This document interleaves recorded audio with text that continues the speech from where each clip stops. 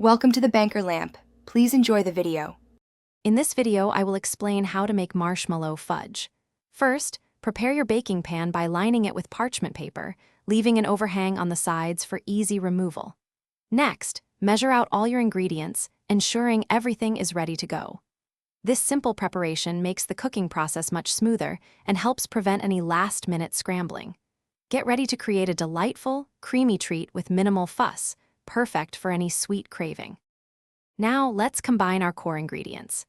In a large, heavy-bottomed saucepan, mix 3 cups of granulated sugar, 1 cup of evaporated milk, 1/2 cup of butter, and 1/4 teaspoon of salt. Bring this mixture to a full, rolling boil over medium heat, stirring continuously for exactly 5 minutes. Constant stirring is key to prevent burning and ensure a smooth, consistent base for your delicious fudge. Once your sugar mixture has boiled for 5 minutes, remove it from the heat right away. Quickly add 12 ounces of semi-sweet chocolate chips, stirring until they are completely melted and smooth. Then, incorporate 7 ounces of marshmallow cream into the hot mixture. Continue stirring vigorously until the marshmallow cream is fully dissolved and the entire mixture is wonderfully smooth and uniform. This creates the rich, creamy base for your fudge. Finally, it's time to set your delicious creation.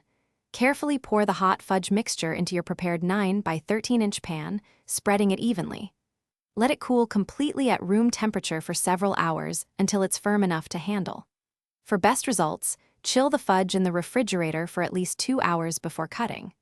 Once firm, slice it into 1-inch squares and enjoy your homemade marshmallow fudge. Thanks for watching. If this was helpful, leave a like and consider subscribing. See you next time.